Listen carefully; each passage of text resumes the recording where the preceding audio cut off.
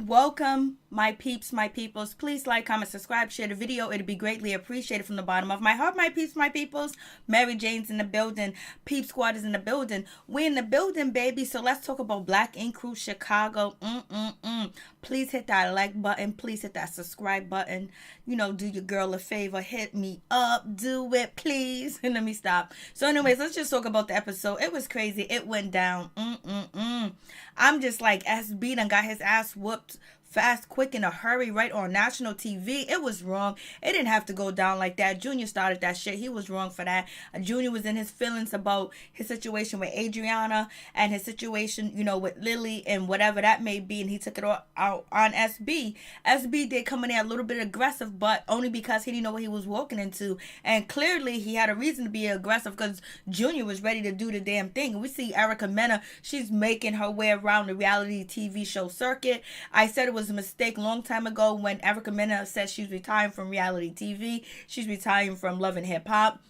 It was like people just started to like you and hate you, and you're gonna retire. And now she's making her circuit. You know, she's been on this show. She's been on Love and Hip Hop Atlanta not too long ago, and she also was Hustle in Brooklyn. She was on an episode of that. So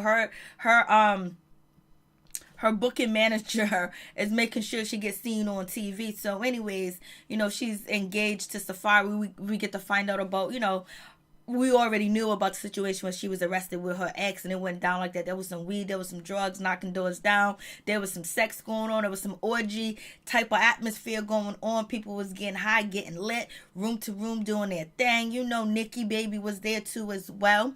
So moving on from that situation, and we have, you know, Van basically trying to tell his daughter what to do and how to do it when he ain't even treating women right. But his daughter's riding around with a dude that's 19 years old, and of course she's living. Hopefully she's still making them straight A's too as well.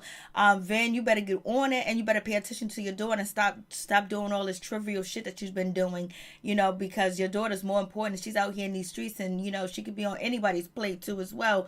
So you better make sure you teach her the right lesson in the right way.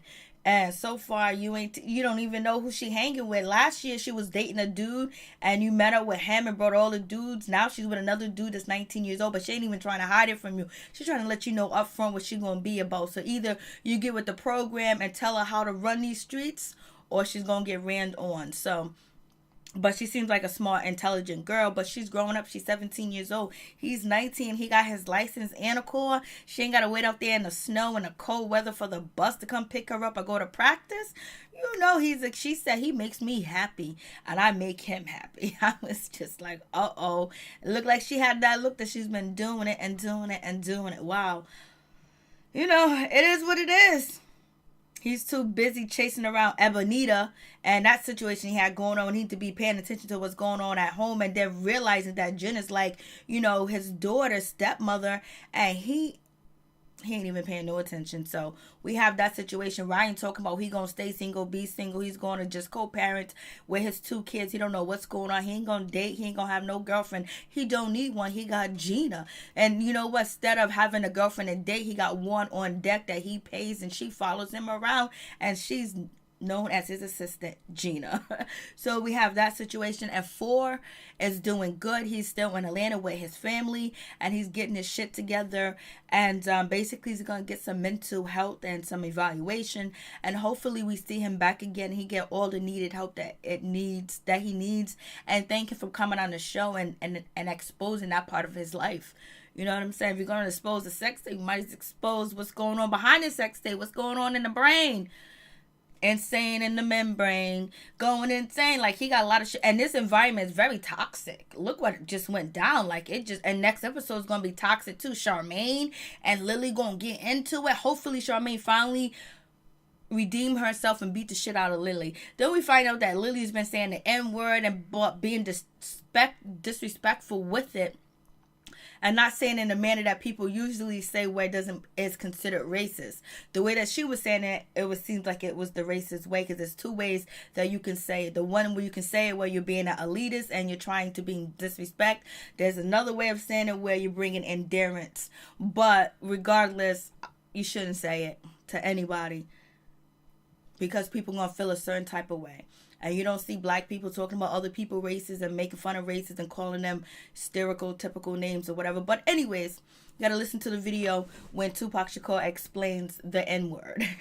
So moving on from that situation, so we see it goes down. It seems like everybody in the shop is gonna be upset about the situation.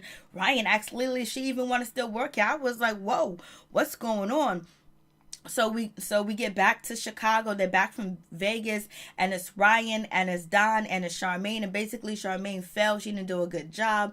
As Finito, for right now, she's going to try to do her best and bring on some more celebrity clients and things like that. She's going to try, but it was a no-go. It was a fail. And here comes Junior. He walks through the door and basically he's happy to be back at the shop, but he's going to keep it cool, keep it cute, and not get into it with Lily because he needs that paycheck and that notoriety. You know what I mean? The other shop that he was working at, he ain't getting camera time like this. He ain't on a syndicated TV show. So he's back. 4 is out, but Ryan says 4 can come back anytime he wants. He's my number one. We got Charmaine. She want to get a 9 mag tattoo, and they're like, nah, you ain't 9 mag yet. It's Cat.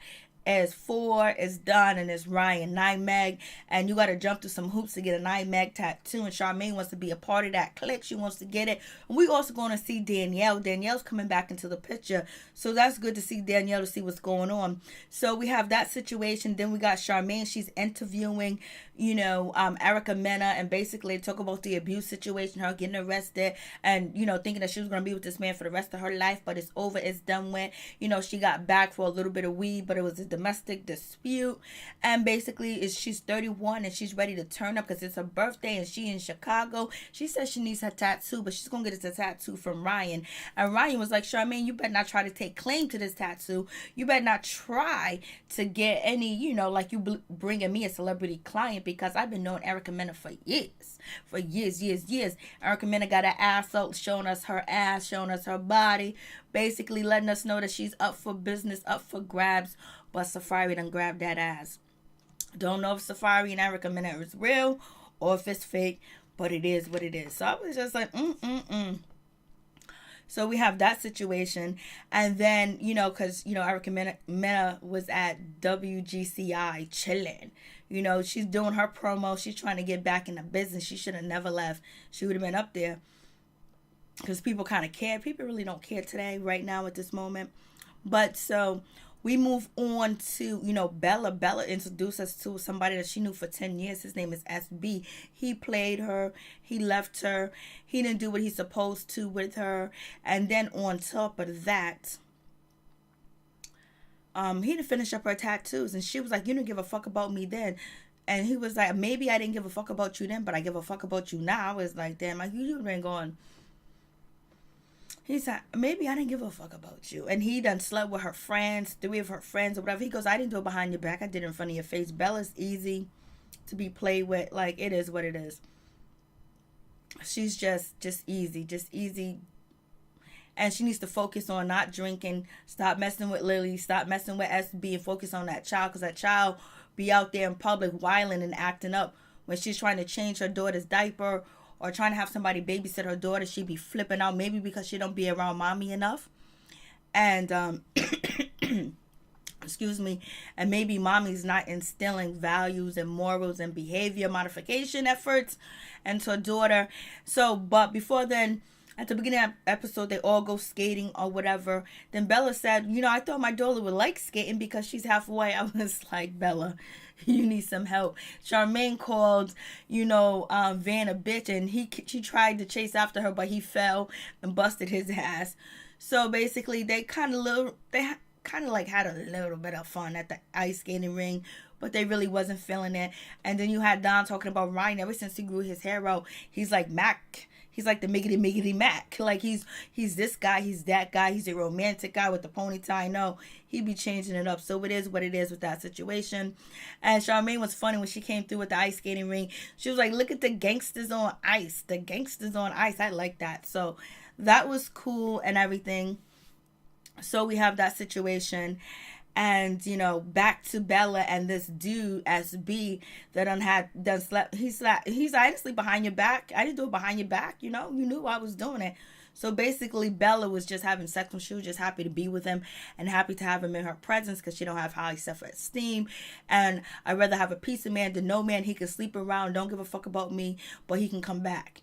And then he can treat me like shit. What makes him going to treat me any differently if I allowed him to treat me bad the first way? And all he got to do is, say, I give a fuck about you now, and then it's all good. And he shows up for filming. Basically, it's like a storyline. I don't know if Bella set up SB to get his ass whooped, but she told him to act aggressive, or she told him some negative things about the guys, or whatever. But if Bella was thinking smart, and she was thinking smart a little bit early in the episode when she said, Ford's gone. She didn't say Ford's gone. She said Shine's gone. So maybe, SB can come through because he's a new tattoo artist. So basically, you should have been prepping him about the guys and be like, yo, they might try you, whatever, but they're all friendly. Nobody going to attack you. We're going to try to get you on the show and get you a job. And boom, you'll be my new storyline. And then then you can be the stepdaddy to my child, Lily's the stepmother. You know what I'm saying? She should have played her cards right, because she was mad that Ebonita was there getting some money, and Ebonita wasn't getting no money. She was just an apprentice. Now she got her chance to bring this dude in, and she ain't thinking right. She ain't thinking about the cheddar. She ain't thinking. So it is what it is. Maybe they might give him a job. I don't know. So we have that situation. So she invites him to the Thanksgiving dinner because, and it was at the ice skating ring, all the guys decided, especially Ryan, a Thanksgiving friend, and whatever shit like that, whatever. Basically to have a dinner at the shop, because the last dinner they had that was in Jamaica didn't go so well. So now they're going to have a dinner now. And so, she invites SB, and so boom, he's going to be coming to the dinner. Then we got Junior. He's still up, Adriana's still upset with him. She's still mad with him. He's still sleeping on a couch, allegedly bullshit. And all of a sudden, if she's not speaking to him, she ain't sleeping in the same bed with him, but she's going to show up to the bar and prance around. Of course she was, for the camera time. The Junior going to pretend like he's taking her to the bathroom to get some nookie, nookie, bookie. Okay. So it seems like Junior has picked up Lily's habit by getting drunk and being a drunkaholic. I'm just like, come on, miss me with that shit. And Junior wasn't drinking like this the season before that. Before he got with Lily, Junior was not a drunk, unless he was hiding it this whole time. But he's clearly, everywhere he go, from Jamaica now to Vegas to Ethan's shop now, drunk as a motherfucking skunk. And it don't even seem like they've been there that long. Ain't nobody else that tore up.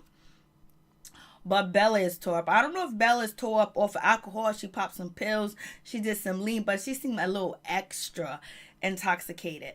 And so I think Lily's taking chill pills now, because she's actually being the voice of, reason going on this episode, especially when she calls out, Junior, and she calls out Junior's girlfriend, Adriana.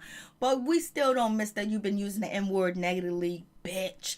So moving on from that situation. See, I be trying to give them chances. I never try to stay the same way. Gave her a chance, and look, threw it back up in my face. Well, I never really give her a chance. I just didn't talk shit about her.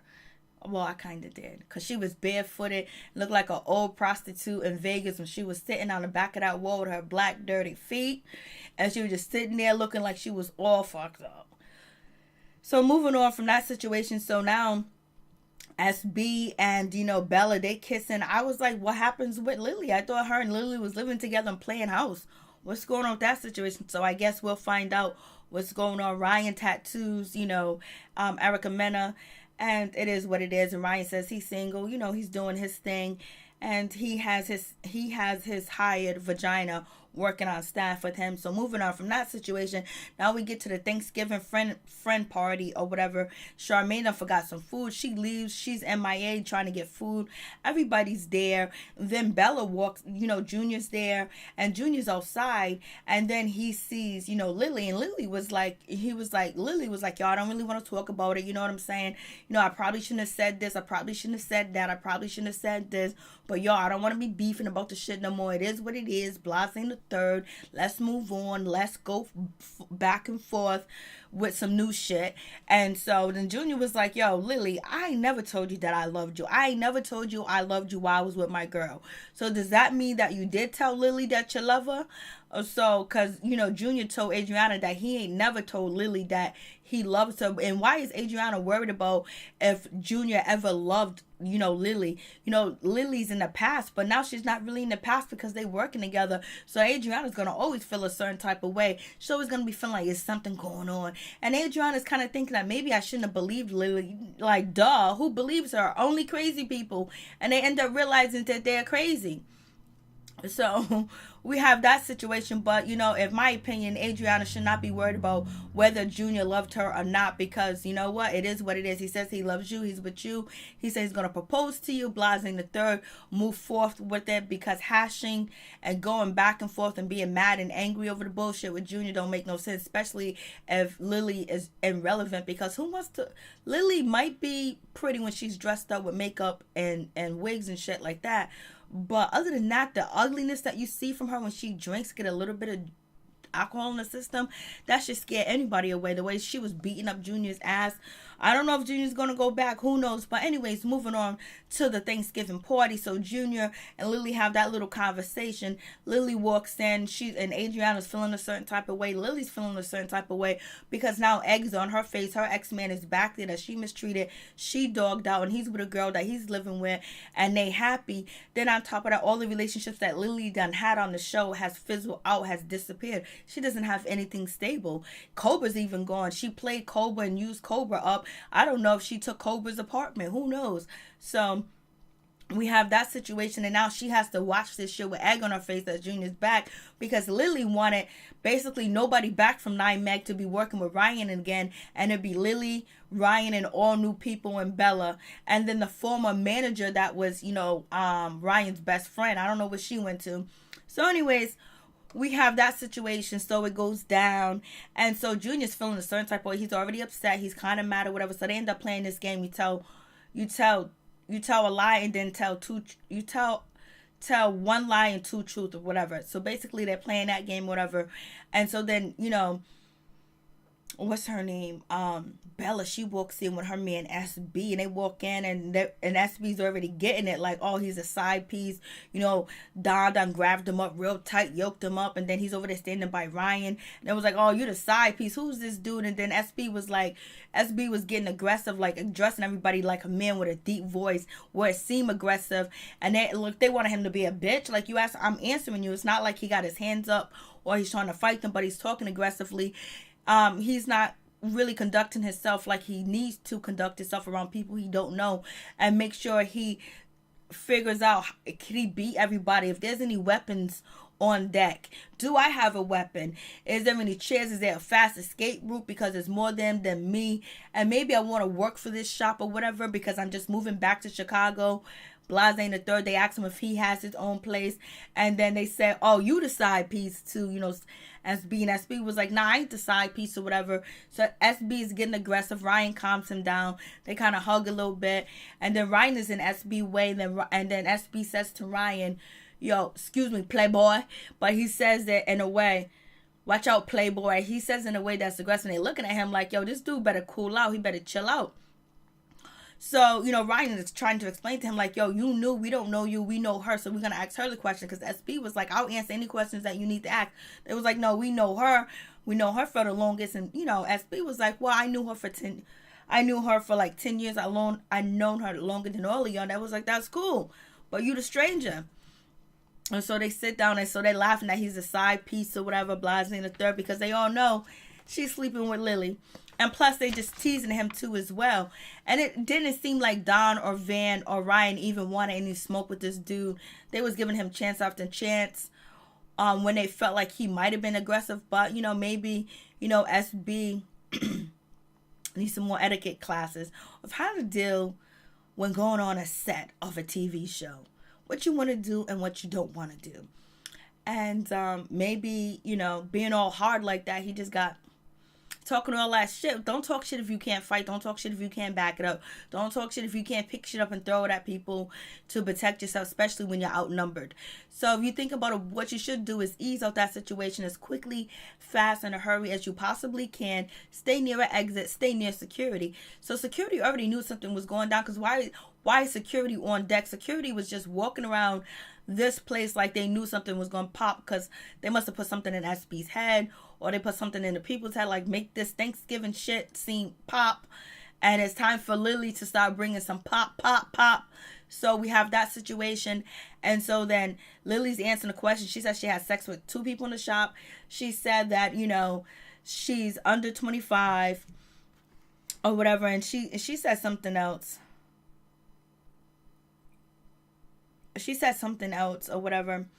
And then so whenever she answered, so then before she can answer the third, or she did answer it, you know, Junior was like, you a side bitch for real. You the side bitch. You the side bitch for real. Basically calling this man a bitch. Junior words was incoherent. You know, they was kind of like slurred and shit like that. So everybody trying to figure out what the hell did he say? Did he say side bitch? You're a bitch for real. You the side bitch for real or whatever. And so SB was like, yo, what you saying? And Junior was like, what? That's what I said. You want that? You want that? You want that smoke or whatever? So Junior standing up and want to get that with SB, and SB's trying to get to, you know, Junior. And so therefore that's when Ford gets in the way and trying to stop him. But SB kind of went like that towards, you know, Don, but his top of his hand did. And Van, and then Van pushed the shit out of SB, where he ends up falling into, you know, Bella, and he asks her if she's okay, and then he gets back up and he tries to fight. So then Bella started acting like a little baby, crying about her lip and talking about her lip keep getting busted. Well, train your dudes. Can't train your dudes. You can't train your child. It's just a mess. So we have that situation. So it goes ham. And then, you know, after, you know, Van pushes the shit out of, you know, SB, then they kind of like break it up. And then Junior was like, what's up? SB is like, what's up? Come on, man. What's up? You want that? Let's get that head up. Because, you know, Van ended up backing down. Everybody ended up just like gonna let it play out, because that's really the fight between Junior and really a fight between SB. And so SB and Junior get close enough, and then we see SB get punched by Junior. He's bleeding. He didn't block himself. He didn't put his hands up. So I'm starting to think that he wasn't taught how to fight. I'm starting to think that he wasn't raised around males to teach him. Like, there's no talking with the situation. You're talking about let's go.